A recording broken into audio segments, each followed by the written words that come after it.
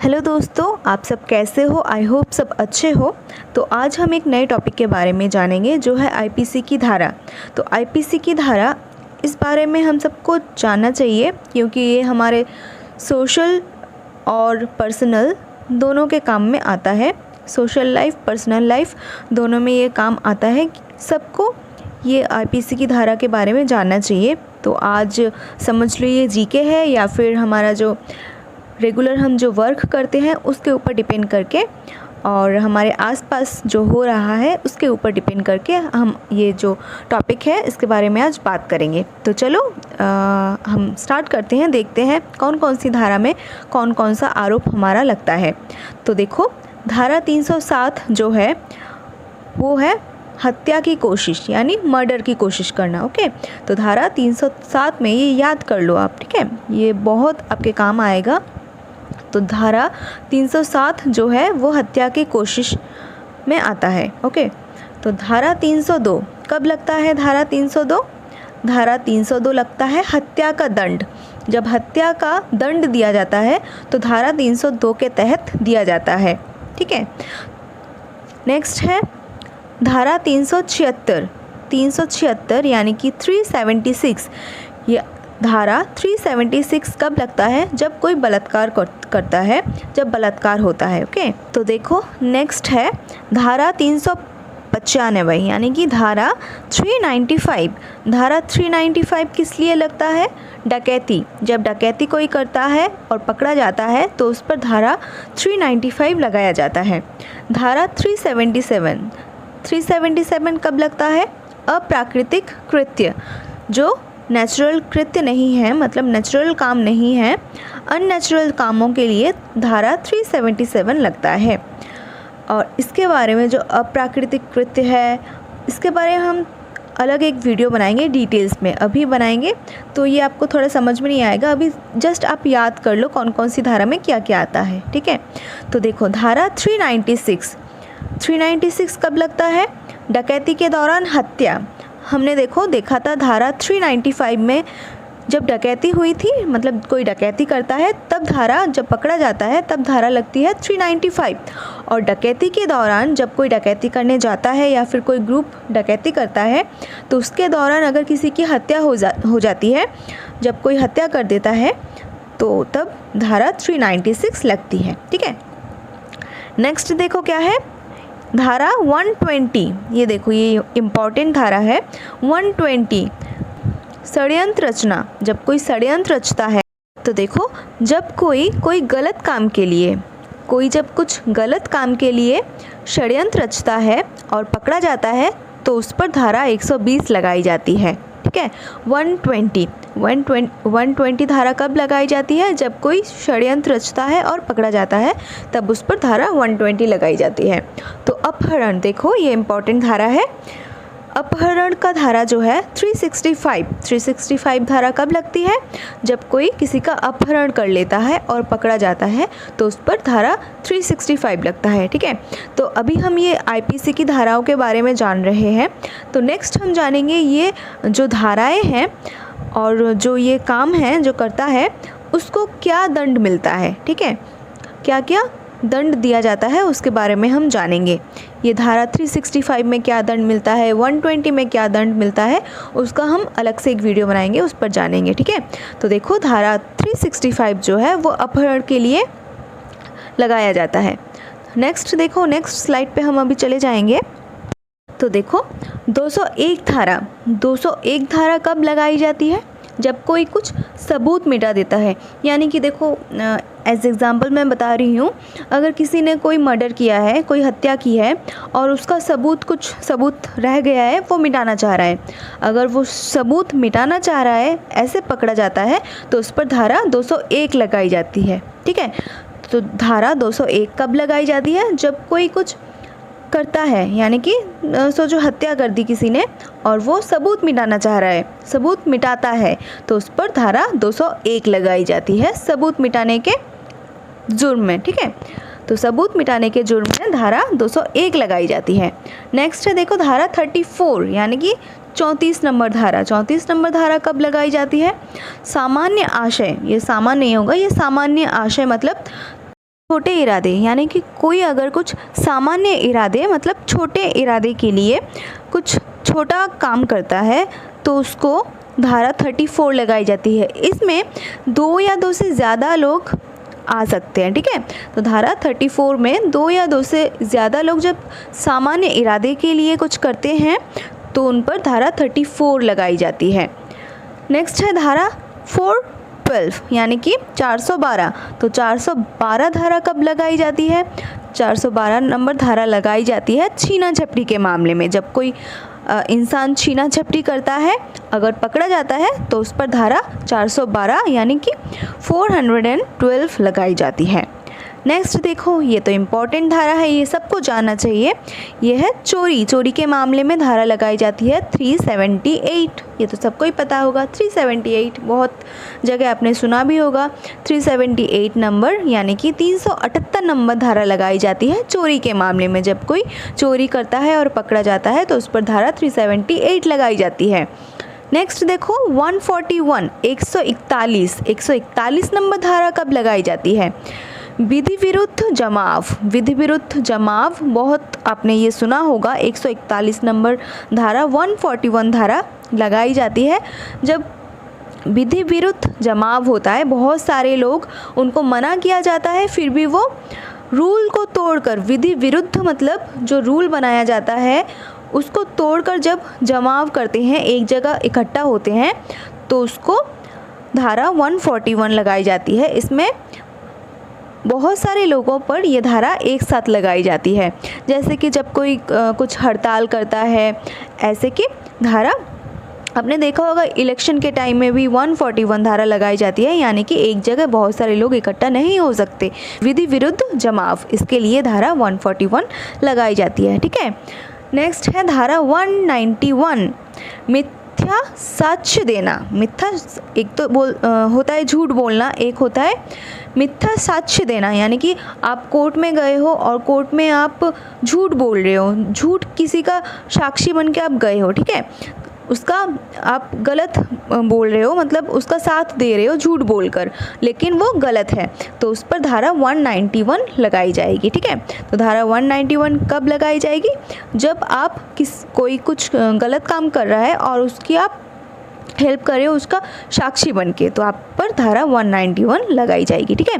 तो नेक्स्ट है देखो धारा 300 नंबर धारा कब लगाई जाती है? हत्या करना।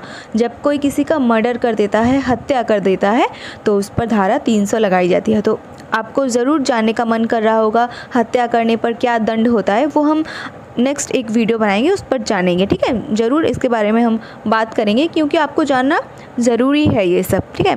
तो धारा 300 जो होता है वो हत्या करने पर लगाई जाती है, धारा 300।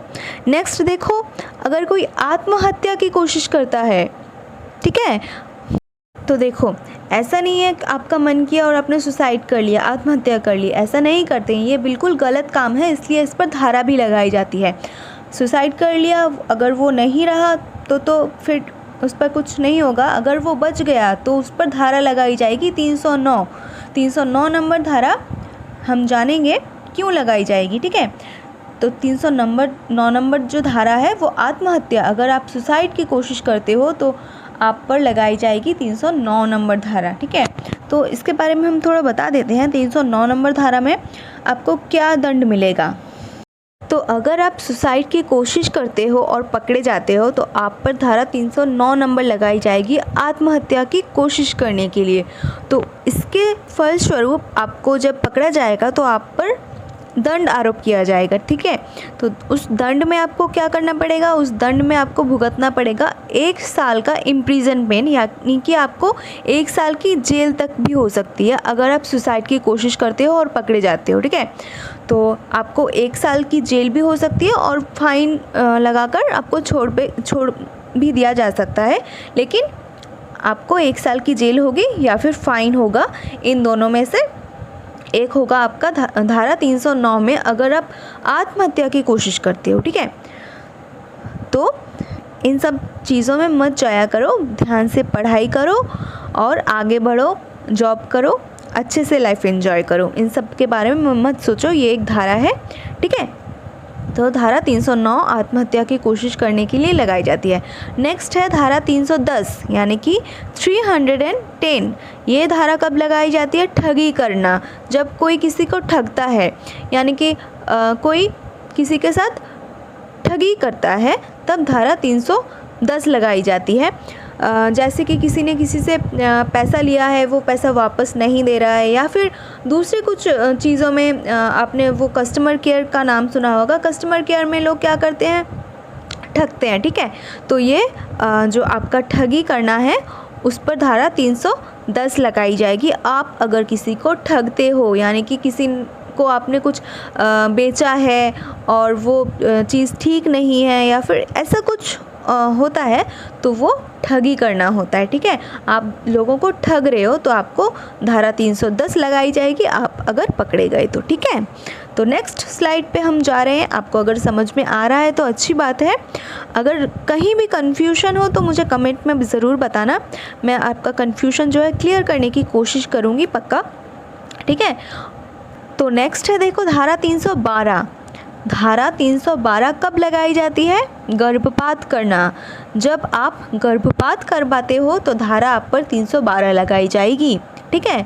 तो गर्भपात करना एक कानूनी अपराध है, ऐसा नहीं करना चाहिए। इस पर आपको धारा 312 भी लगाई जा सकती है, ठीक है। तो गर्भपात करने पर आप पर 312 नंबर धारा लगाई जाएगी। आपको क्या जो दंड है वो भुगतना पड़ेगा, मैं आपको बताती हूँ। तो 312 नंबर धारा, यानी कि आप गर्भपात करवाते हो तो 312 नंबर धारा के फलस्वरूप आपको 3 साल तक की जेल हो सकती है, यानी कि इम्प्रिजनमेंट हो सकता है 3 साल तक का, ठीक है। तो 3 साल की जेल हो सकती है, या फिर आपका फ़ाइन भी हो सकता है, या फिर दोनों हो सकते हैं, ठीक है।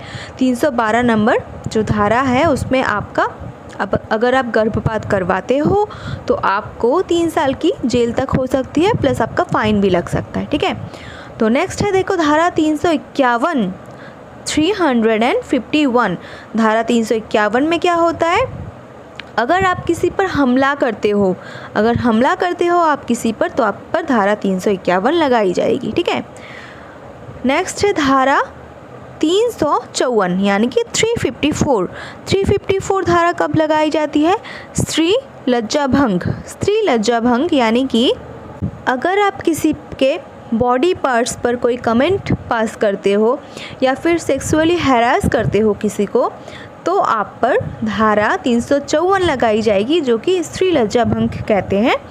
अगर आप किसी को हैरेस करते हो, किसी लड़की को, उसके बॉडी पार्ट्स को लेकर या कुछ भी पार्ट्स को लेकर, तो आप पर धारा 354 लगाई जाएगी, ठीक है। इसमें आपको जेल भी हो सकती है, ओके, और फाइन भी लग सकता है, ठीक है। तो नेक्स्ट है धारा 362 अपहरण। हमने पहले भी पढ़ा था, अपहरण 365 नंबर धारा में भी लगती है और 362 नंबर धारा भी अपहरण पर लगती है, ठीक है। इनके बारे में हम बाद में डिटेल्स में जानेंगे, जो अलग अलग धाराएं हैं। तो अभी हम जस्ट जान रहे हैं कौन सी धारा कौन से काम पर लगती है, ठीक है। तो अपहरण पर धारा 365 362 दोनों लगती है, दोनों में थोड़ा फ़र्क है, वो हम बाद में जानेंगे, ठीक है। तो अभी आप जान लो 362 नंबर धारा अपहरण करने से लगती है, ठीक है। धारा 415 यानी कि 415, 415 धारा कब लगती है? जब छल करते हो, आप किसी के साथ छल करते हो तो आप पर धारा 415 लगाई जाएगी, ठीक है। नेक्स्ट है धारा 445 गृह भेदन। आप अगर किसी का घर तोड़ते हो तो आप पर धारा 445 लगाई जाएगी, ठीक है। तो नेक्स्ट हमारा लास्ट है धारा 494 यानी कि धारा 494। 494 धारा कब लगाई जाती है? जब पति या पत्नी के जीवन काल में पुनः विवाह होता है, ठीक है। कोई दूसरी शादी करता है तो आप पर धारा 494 लगाई जाएगी। इसमें दंड क्या होता है? तो अगर आपकी शादी हो चुकी है और आप शादी के रहते हुए विदाउट डाइवोर्स लिए आप अगर दूसरी शादी करते हो तो आप पर धारा 494 लगाई जाएगी, जिसमें आपको दंड स्वरूप 7 साल तक की कैद हो सकती है, यानी कि 7 साल तक की जेल हो सकती है और आप पर फाइन भी लग सकता है, ठीक है। तो ये आईपीसी की धारा 494 के तहत लगाई जाएगी आप पर। अगर आप दोबारा शादी करते हो, आपकी शादी रहते हुए, आपका डाइवोर्स नहीं हुआ है, उसके चलते हुए आप अगर शादी करते हो दोबारा, पति और पत्नी दोनों के लिए ये सेम है, 494 धारा आईपीसी के तहत आपको लगाई जाएगी, आप अगर शादीशुदा हो और दूसरी शादी करते हो। ठीक है, तो चलो फिर आज के लिए इतना ही काफ़ी। हम नेक्स्ट जो वीडियो है वो लाएंगे आपके लिए इसके डिटेल्स के बारे में। ठीक है, तो आज इतना ही, मिलते हैं नेक्स्ट वीडियो में। तो आपको ये मेरा वीडियो कैसा लगा आप ज़रूर बताना। अगर अच्छा लगा तो ज़रूर कमेंट में मुझे बताना, और अगर इसमें कुछ ऐड करना हो तो मुझे बताना, कहीं गलती हुई हो तो भी बताना आप कमेंट में। ठीक है, और बाद बाकी आपको वीडियो कैसा लगा। तो मिलते हैं नेक्स्ट वीडियो में, तब तक आप स्वस्थ रहिए, मस्त रहिए। ठीक है।